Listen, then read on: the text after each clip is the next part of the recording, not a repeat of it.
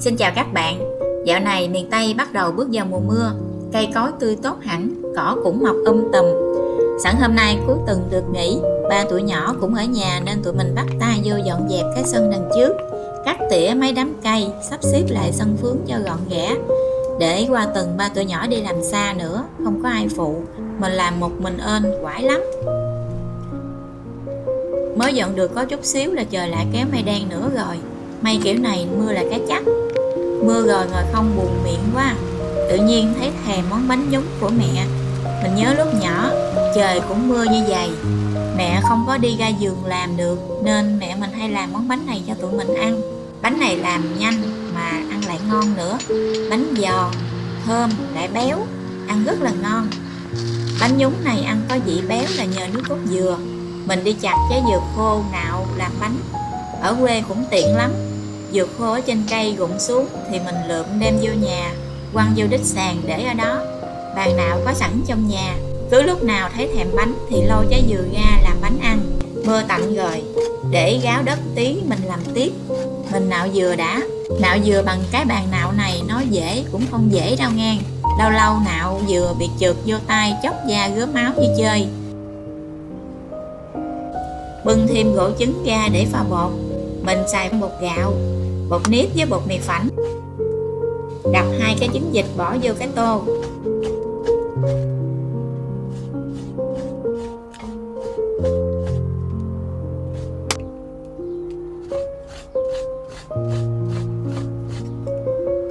Thêm nửa chén đường cát, quậy cho tan đường ra hết.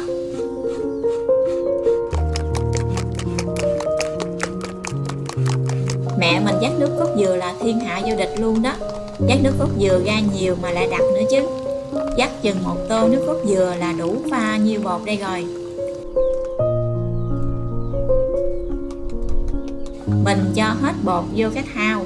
Mình xài khoảng 100g bột gạo, bột nếp với bột mì phẳng mỗi loại 50g nữa.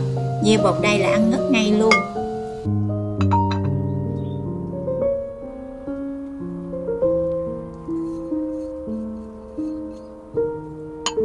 Chế nước cốt dừa vô rồi nhồi cho bột dẻo lại.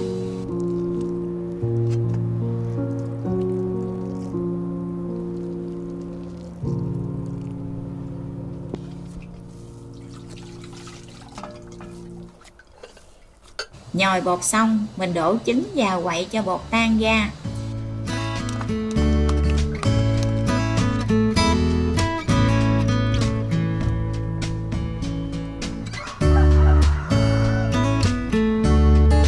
Bột mình pha xong nó sền sệt như vậy là ok rồi đó.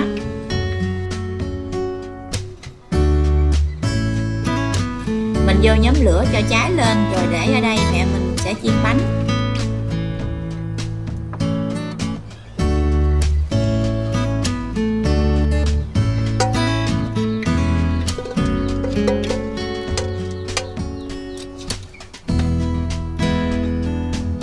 Bắt cái chảo lên luôn. Cho dầu ăn vô khoảng nửa chảo, nấu cho dầu sôi lên. Mưa tạnh nãy giờ đất cũng ráo nước rồi.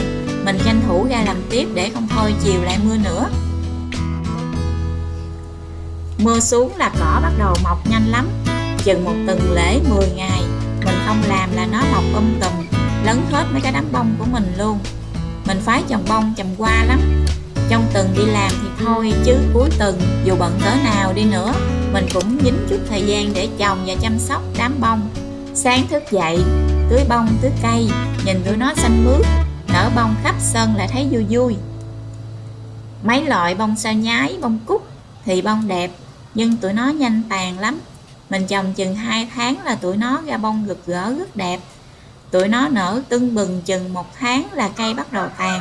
Mình cứ canh cây gần tàn thì chen trồng cây khác vô nối đuôi. Khi cây nào tàn mình chặt bỏ là cây khác tấn lên tiếp tục. Nên sân nhà mình lúc nào cũng có bông. Mình nói thêm phần bánh nhúng của mẹ mình đang làm tí xíu nha.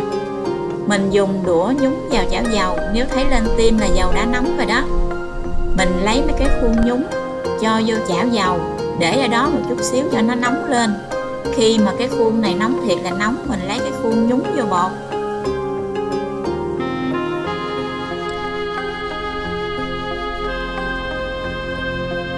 Nhúng xong mình cho khuôn đó vô chảo dầu, lắc lắc là bột sẽ tự bung ra khỏi khuôn và nổi lên mặt chảo dầu. Chở qua chở lại cho nó vàng hai mặt thì gấp ra xề.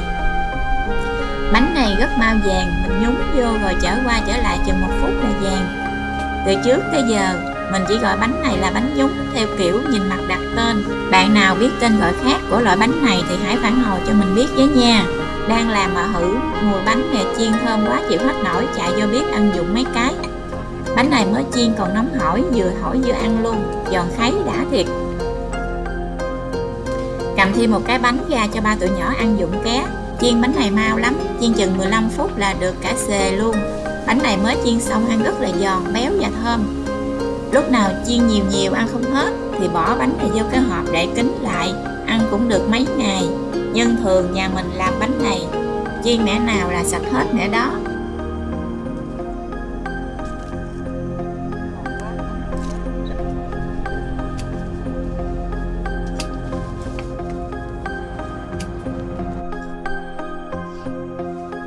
Làm cỏ sạch sẽ xong rồi mình sẽ bứng mớ bông để trồng mấy chỗ còn trống. Mấy cây bông này có bông xong, hột bông già rồi tự rụng xuống đất, mọc lên cây con nối tiếp hoài. Chỗ nào mọc nhiều thì mình cứ bứng trồng cho nó thưa ra.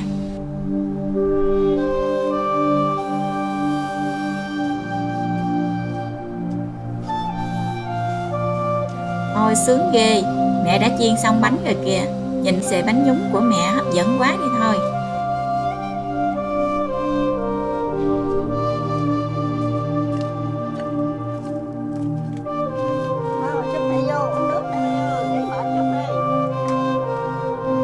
Trời mới mưa xong mát rượi, ngồi ở đây ăn bánh vừa ngắm bông, giữa không khí mát mẻ như thế này còn gì bằng.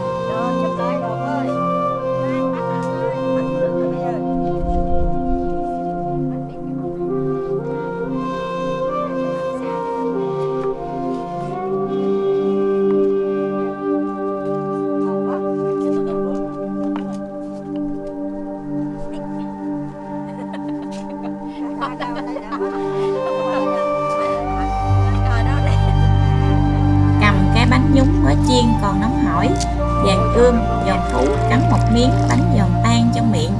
Bánh thơm mùi trứng, nước cốt dừa béo ngậy, không quá ngọt, rất vừa miệng lại thơm ngon. Uống thêm một hớp nước mát lạnh, cảm giác vô cùng tuyệt vời. Cảm ơn các bạn đã theo dõi, chúc các bạn có một ngày tràn đầy năng lượng, bình an. Xin chào tạm biệt.